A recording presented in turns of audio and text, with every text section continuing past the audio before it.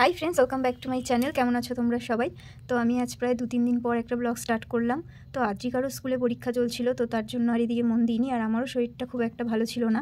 তো যাই হোক, আমি ভিডিওটা আজকে স্টার্ট করলাম। তো তোমরা আমার ভিডিওটা কন্টিনিউ দেখতে থাকো আর সঙ্গে থাকো আমার। তো সকালবেলা ঘুম থেকে উঠতেই ফার্স্ট কাজ হলো বিছানা তোলা। তো আমি আজকে বেড কাভারটা চেঞ্জ করে নিলাম। আর আদ্রিকা দেখো সকালবেলায় ঘুম থেকে উঠে বায়না জুড়ে দিয়েছে বাড়িতে যাওয়ার জন্য, যেহেতু কয়দিন ধরেই এক্সাম চলছিল, তো তার জন্য বাড়িতে যাওয়া হচ্ছিল না। তো যাই হোক, তো তারপর বললাম আমার শরীরটা খুব একটা ভালো যাচ্ছে না। তো তার জন্য মা আমার জন্য করলো একটা হালকা পাতলা তরকারি, আর তার সাথে ছিল স্যালাড। তো দুদিন থেকে এরকমই হালকা পাতলা লাইট খাবার খাচ্ছি, বেশি তেল মশলা জাতীয় রিচ খাবার খাচ্ছি না। তো 10টার মধ্যেই সকালের খাবার কমপ্লিট। আর এদিকে দেখো, তারপর একটু ঝাড় দিচ্ছিলাম বাইরেটা। মা ওই সাইডের পাতাগুলো ঝাড় দিয়ে জ্বালিয়ে দিল, আর আমি এই দিকটা ঝাড় দিলাম। তো যাই হোক, তারপর দুটো জামাকাপড় ছিল, সেগুলো একটু কেচে নিলাম।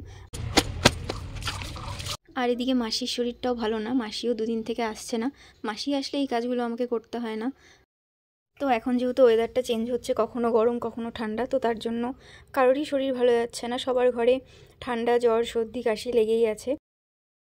তো যাই হোক, জামাকাপড় ধুয়ে মেলে দিলাম, আর এখন যাচ্ছি স্নান করে এসে পুজো দিতে হবে। তো আমাদের কোয়ার্টারের বাইরে কিন্তু এরকম বাগানের মধ্যে একটা কল লাগানো আছে, তো সেই কলেই কাচা ধোয়া করি, আর সেখানে রোদও পড়ে। আর